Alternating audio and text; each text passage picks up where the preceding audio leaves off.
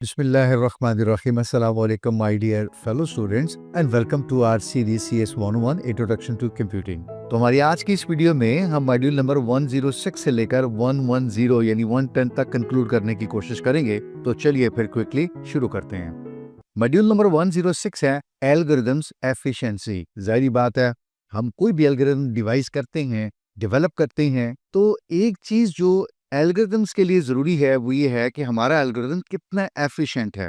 यानी एक तो हमारी मशीन की स्पीड होती है, इनके अलावा हमारा जो एल्गोरिथम है वो कितना अच्छा है, वो कितना एफिशिएंट है। और आपने देखा होगा गूगल का एल्गोरिथम कितना अच्छा है, यानी आपको with in fraction of seconds कोई भी कीवर्ड आप देते हैं वो आपको बहुत ज्यादा यानी मिलियंस में कह सकता हूँ इतनी वेबसाइट्स आपको ला देता है। थिंक अबाउट यूट्यूब, उसका एल्गोरिथम भी कितना पावरफुल है, वो कितना एफिशिएंट होगा। तो हम कह सकते हैं एक एल्गोरिथम की एफिशिएंसी को हम दो तरीकों से मेजर करते हैं आमतौर पर। एक उसकी स्पेस कंजप्शन होती है और एक इसकी टाइम ड्यूरेशन होती है। तो ये ऐसा एल्गोरिथम जो स्पेस और टाइम दोनों को मद्देनजर रखता है, हम उसको कह सकते हैं कि this algorithm is very very efficient. हमने इससे पहले सीक्वेंशियल सर्च देखी थी, अभी हम सीक्वेंशियल सर्च को इस पर्सपेक्टिव से देखने की कोशिश करते हैं। हम एक एवरेज केस डिस्कस करते हैं और हम कहते हैं कि आप मान लीजिए आपके पास 200 ब्रैकेट्स थे, आपने कोई एक नंबर सर्च करना था और आप sequentially one by one search करते गए तो आपको 100th लोकेशन के ऊपर आपका नंबर मिल गया। तो हम कह सकते हैं कि ये एवरेज केस क्या बना फिर, तो यानी 100th लोकेशन के ऊपर हमें हमारा मतलूबा नंबर मिला, तो ये हमारा क्या हो गया, एवरेज केस हो गया। कि अगर 191, 92, 93 पे वो नंबर पड़ा हो जो मैं और आप ढूंढ रहे हैं, तो ये क्या हो जाएगा, वर्स्ट केस हो जाएगा, क्योंकि हम 1 से लेकर 191, 92 या 93 लोकेशन तक एक एक नंबर करके सर्च कर रहे हैं, which will take a lot of time. तो ये इतना एफिशिएंट ना हुआ फिर, और यही वजह है हम यहाँ क्या कह रहे हैं कि लार्ज डेटा सेट्स के लिए दिस एल्गोरिथम यानी sequential search is not efficient, it's very very inefficient. और ये एडवाइस किया जाता है कि लार्ज डेटा सेट्स के लिए आप इसको यूज ना करिए। ऑन द अदर साइड, अभी हमने लास्ट लेक्चर में बात की थी बाइनरी सर्च के बारे में, और हमने कहा था कि हमारे पास जो एक लिस्ट होती है, बाइनरी सर्च एल्गोरिथम उसको डिवाइड करता है बाय 2, और उसके बाद फिर हर सब लिस्ट को अगेन यही काम वो रिकर्सिवली करता चला जाता है। बाइनरी सर्च की जो एफिशिएंसी है वो हम आम तौर पर निकालते हैं इस एक फार्मूला से जो यहाँ पे गिवन है, that is log base 2 into n।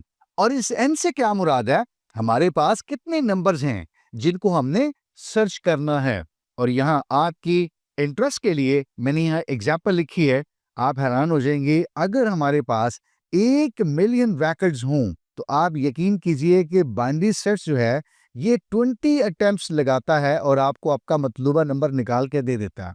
अब आप अंदाजा कीजिए 1 मिलियन एंट्रीज में से सिर्फ 20 अटेम्प्ट्स के बाद आपको आपका नंबर दे देना, this is a huge efficiency. उसके बाद हम देखते हैं कि हम एल्गोरिथम को एनालाइज कैसे करते हैं। तो जैसे अभी हमने बात की है कि हम एल्गोरिथम को दो मेजर्स के ऊपर ज्यादा एनालाइज करने की कोशिश करते हैं, या उसकी परफॉर्मेंस को गेज करते हैं, उसकी एफिशिएंसी को मेजर करते हैं। तो ये दो चीजें हैं, यानी एक हमारा टाइम और एक हमारी स्टोरेज कंजम्पशन, एक हमारी स्पेस कंजम्पशन, कि ये एल्गोरिथम कितनी कम स्पेस यूटिलाइज करता है जब ये अपना काम करता है। तो फ्यूचर में जब आप डेटा स्ट्रक्चर पढ़ेंगे और एल्गोरिथम एनालिसिस का कोर्स पढ़ेंगे तो आप इन चीजों को बहुत तफसील से, बहुत डिटेल से देखेंगे, और these are very very interesting. हमारे पास एक एल्गोरिथम को एनालाइज करने के जो सिनेरियोज होते हैं, ये जो सिचुएशंस होती हैं, वो आम तौर पे हम 3 लेते हैं। एक को हम कहते हैं ये हमारा बेस्ट केस है, 200 रैकेट्स हैं, पहला दूसरा हमें मिल गया, तो ये हमारा क्या हुआ, बेस्ट केस, यानी क्विकली हमें वो नंबर, वो रिकॉर्ड मिल गया। वर्स्ट केस ये हो सकता है 200 की लिस्ट है और मुझे 197 लोकेशन पे जाके मेरा डिजायर्ड नंबर मिला, तो 196 नंबर मुझे सर्च करने पड़े, सिक्वेंशियल सर्च की बात कर रहा हूं, तो ये क्या हुआ, वर्स्ट केस हुआ। इन एवरेज केस क्या हुआ, ये भी अभी हमने देखा है कि अगर 200 के केस में यानी 200 नंबर्स हैं और हमें 100 या 101 या 102 ये कई नंबर मिल रहा है, तो इसका मतलब है तकरीबन हम कह सकते हैं हाफ में नंबर मिल रहा है, तो ये हमारा क्या हुआ, एवरेज केस हुआ। 107 सॉफ्टवेयर वेरिफिकेशन, एक सॉफ्टवेयर के बारे में हम अंदाजा लगाते हैं कि शायद ये ठीक काम करेगा। शायद क्या लें कि एक सॉफ्टवेयर है, ये बिल्कुल ठीक काम करेगा, या मुझे लगता है कि ये काम करेगा। लेकिन सॉफ्टवेयर के बारे में ऐसा नहीं कहा जा सकता और हमें ऐसा नहीं कहना चाहिए। एक सॉफ्टवेयर के बारे में कहा जाता है कि it's just not about the belief कि शायद ये ठीक हो, मेरा ख्याल है काम कर जाएगा, नहीं, उसके बारे में हम ये नहीं कह सकते या हमें ये नहीं कहना चाहिए। बल्कि एक सॉफ्टवेयर को एक्चुअली में क्या होना चाहिए, रियलिस्टिकली क्या होना चाहिए, करेक्ट होना चाहिए under all conditions, under all situations. हमारे पास यहाँ हैंडआउट्स में एक इलस्ट्रेशन प्रॉब्लम दी गई है जो कि एक ट्रैवलर की प्रॉब्लम है और उसके पास कोई 7 लिंक की चेन है, उसको रेंट पे करना पड़ता है हर दिन के लिए एक चेन का पार्ट। तो ये एक बड़ी इंटरेस्टिंग प्रॉब्लम है। आई बिलीव कि आप लोगों ने सॉल्व कर ली होगी। I am not gonna spend time on it क्योंकि इसमें टेक्निकल चीज कोई नहीं है। अगेन 7 कट चाहिए, 3 कट्स चाहिए, 2 चाहिए या 1 चाहिए, इन सब से काम आपका हो जाएगा। यहाँ मुझे आपको जो बात सिखाने की कोशिश की गई है वो ये है कि एक ट्रैवलर अगर ये मुख्तलिफ तरीकों से चेन कट कर ले तो वो अपना रेंट पे कर सकता है। लेकिन एक ऐसा तरीका है, अगर वो थर्ड पर जाके कट लगाता है तो 2, 1 और 4 ये जो डिस्ट्रीब्यूशन होती है, इस केस में कट एक ही लगा है लेकिन वो डेली अपना रेंट पे कर सकता है जो रिक्वायरमेंट है। तो हम कह सकते हैं जो हमारा 1 कट वाला सोल्यूशन है, this is the most optimal case. ये बहुत एफिशिएंट सोल्यूशन होगा रादर के हम 7, 5, 4, 3 या 2 कट लगाएं। The one is the best solution for us। ऐसे ही हमें देखना होता है अपने एल्गोरिथम्स को कि वो टाइम और स्पेस, इनके ऊपर 2 एल्गोरिथम में से कौन सा अच्छा है जो लेस टाइम में लेस स्पेस में रिस्पॉन्ड करता है और बहुत अच्छा रिस्पॉन्ड करता है, तो उसको फिर हम सिलेक्ट कर सकते हैं। तो हम जब सॉफ्टवेयर वेरिफिकेशन की बात करते हैं तो हम क्या कह रहे हैं कि हम एक सॉफ्टवेयर को इवेल्युएट करते हैं under different situations, under different conditions या सिनेरियोज। ऊपर हमने बात की ना कि एक सॉफ्टवेयर को एक्चुअली करेक्ट होना चाहिए अंडर ऑल कंडीशन। हमने वो सारी कंडीशंस वेरीफाई की और उसके बाद फिर हमने कहा नहीं, हम बिलीव नहीं कर रहे, बल्कि हमने वेरीफाई करके देखा है ये सॉफ्टवेयर बिल्कुल ठीक काम कर रहा है। और एल्गोरिथम की हम जब बात करते हैं तो हमने भी बार बार ये बात की है कि हमें वो सोल्यूशन लेना पड़ता है जिसमें हमारे पास ये एल्गोरिथम क्या है, मोस्ट ऑप्टिमम सिचुएशन में काम कर रहा होता है।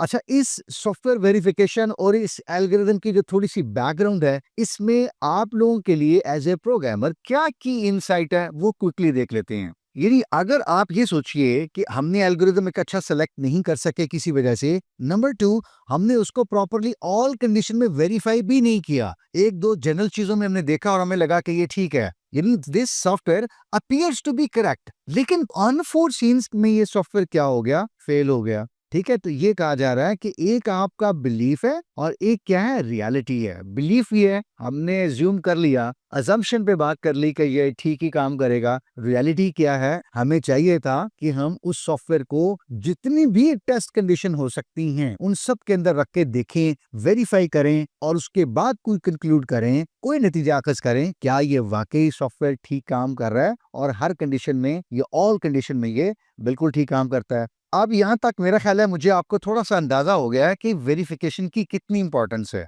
अगर हम वेरिफिकेशन प्रॉपरली करते हैं तो हम बहुत सारे जो फेलियर्स होते हैं जो आगे चल के आने होते हैं, हम उनसे बच सकते हैं। We can prevent.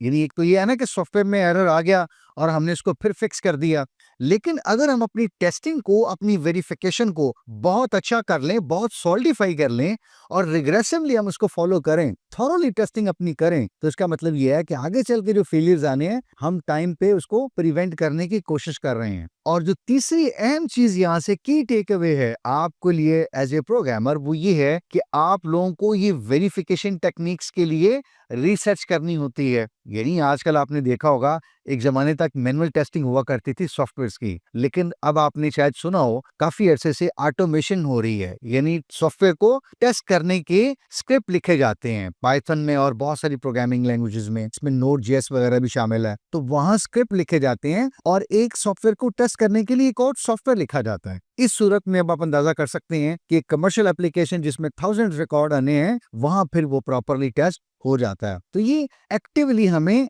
आपको रिसर्च करनी पड़ती है टेस्टिंग के लिए, ताकि हमारे सॉफ्टवेयर क्या हो, प्रॉपरली वेरीफाई हो अंडर ऑल कंडीशंस।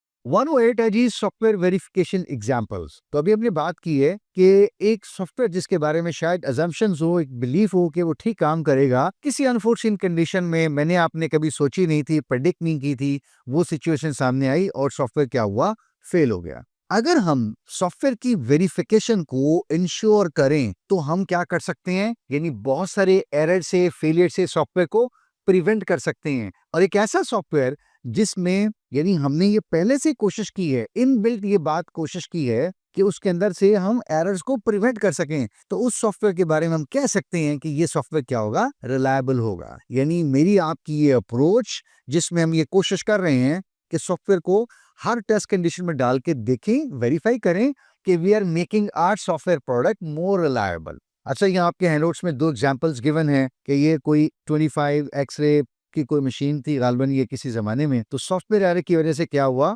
कुछ लोग ओवरडोज हुए, एक्स्ट्रा रेडिएशंस लगी और शायद कुछ कैजुअलिटी वगैरह भी हुई। तो ये देख सकते हैं आप कि सॉफ्टवेयर का फेलियर जो है वो बाजुकात किस हद तक नुकसानदेह हो सकता है।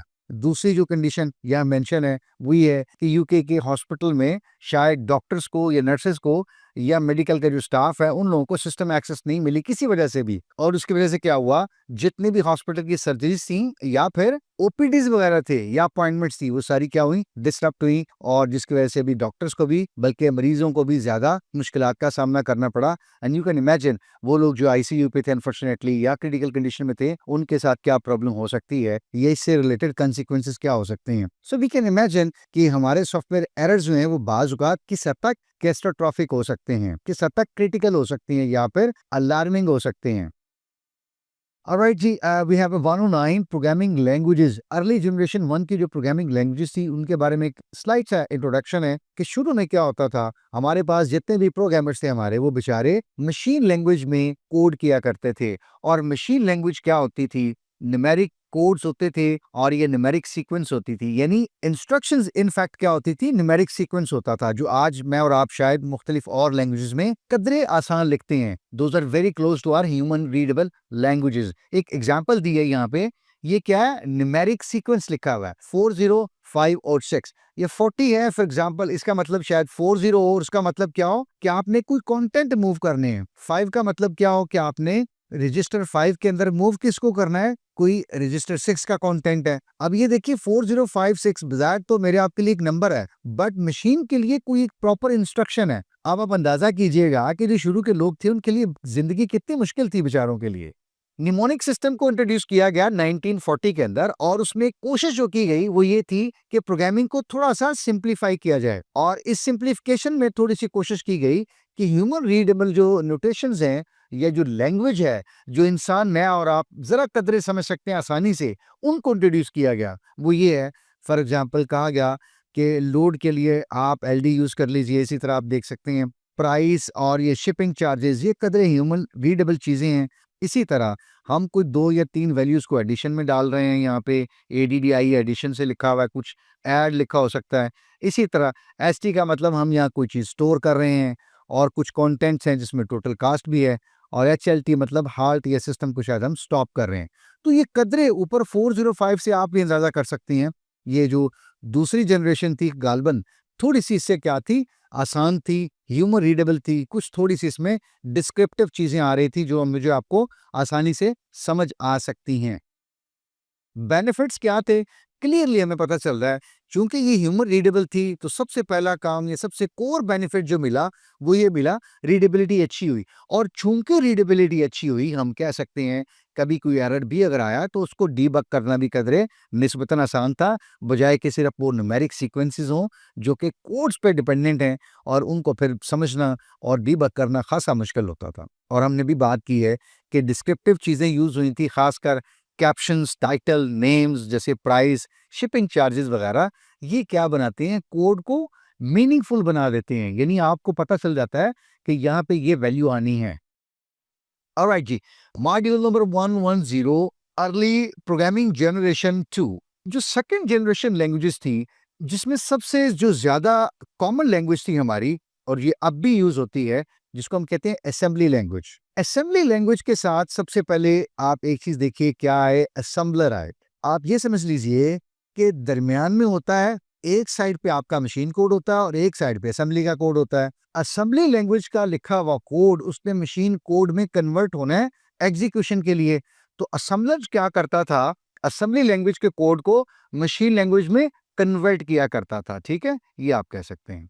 एडवांटेज क्या था इसका? थोड़ा सा हमारे आपके लिए, मेरे आपके लिए, ह्यूमन के लिए ये इजी टू रीड था, इजी टू राइट था कंपेयर टू मशीन लैंग्वेज। आप में से कुछ लोग शायद अभी भी सोच रहे हो कि असेंबली लैंग्वेज आसान कहाँ रही, ये तो खासी मुश्किल है। मैं अंदाजा कर सकता हूँ, लेकिन अगर असेंबली को उस वक्त की जो मशीन लैंग्वेज है उसके साथ कंपेयर करें तो असेंबली कदरे फिर भी आपको आसान लगेगी जी। वो कहते हैं ना, आसमान से गिरा खजूर में अटका, तो कुछ हाल हमारा यही हुआ सेकंड जनरेशन लैंग्वेजेस में भी। मशीन लैंग्वेज से तो बच गए, असेंबली तक आ गए, थोड़ी बेहतर लगी, easy to read, human readable के करीब। लेकिन क्या हुआ, मशीन डिपेंडेंट हो गई, यानी एक मशीन पे जो कोड लिखा हुआ था वो वहीं चला, किसी और मशीन पे ना चला, तो पोर्टेबिलिटी का मसला आ गया। आजकल तो है ना, आप प्रोग्राम लिखते हैं, इसको जिस मर्जी मशीन पे चला लें, उस जमाने में ऐसा नहीं होता था, तो ये एक बड़ा प्रॉब्लम हुआ। दो हमारी असेंबली लैंग्वेज कदरे मशीन लैंग्वेज से आसान थी, लेकिन अगेन प्रोग्रामर्स बेचारे क्या करते, लो लेवल पे जाके ही चीजें अपनी लिखते थे, उसी पे काम करते थे। मशीन एग्जीक्यूटेबल स्टेप्स हैं, आप ये समझ लीजिए, वहीं पे वो काम कर रहे होते थे। तो ये दो मेजर डिसएडवांटेज थे उस वक्त भी जनरेशन 2 लैंग्वेजेस के साथ। उसके बाद हमारी थर्ड जनरेशन लैंग्वेजेस आई, जिनके अंदर जो सबसे पहला और अहम काम हुआ वो ये हुआ कि हाई लेवल प्रिमिटिव्स आए। ठीक है, जैसे अगर आप एग्जांपल लें तो सी लैंग्वेज में आप क्या लिखते हैं, प्रिंट एफ, तो प्रिंट एफ से कुछ समझ आ रही है कि शायद कुछ आप प्रिंट करने की कोशिश कर रहे हैं। थर्ड जनरेशन लैंग्वेजेस जो थी वो काफी आसान थी compare to machine language and then second generation language या 2GL।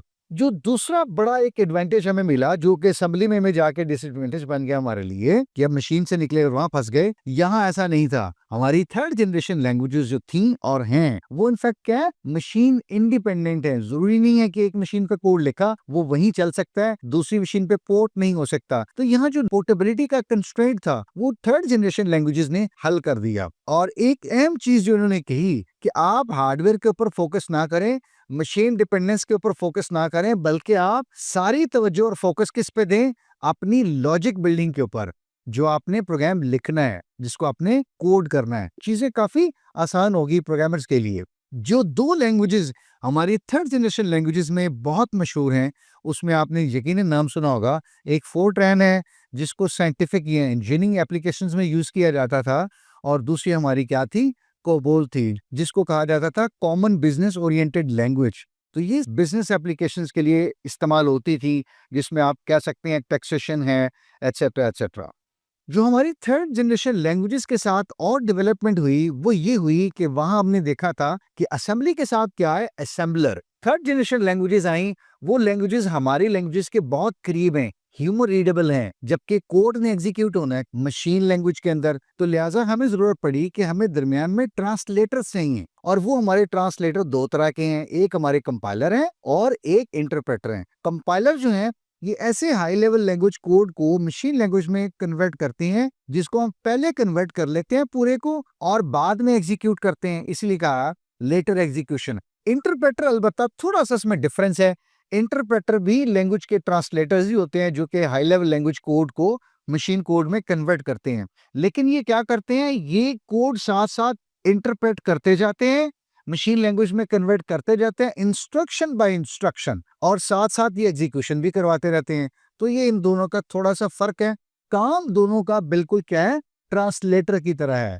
यहाँ पे भी कुछ चैलेंजेस आए, ऐसा नहीं है कि ये बिल्कुल बहुत मक्खन मलाई और सब चीजें बहुत आसान थी, नहीं, ऑफ कोर्स नॉट। शुरू में कुछ रेजिस्टेंस आई, यानी जो लोग आप समझ सकते हैं कि सेकंड जनरेशन लैंग्वेजेस के साथ कंफर्टेबल थे, या कुछ वेंडर्स या जो भी आप कह लें, वो अगर वो चाह रहे थे कि ये चीजें कंटिन्यू हो और थर्ड जनरेशन लैंग्वेजेस आई, तो थोड़ा बहुत अर्ली स्टेज पे आप कह सकते हैं रेजिस्टेंस आई।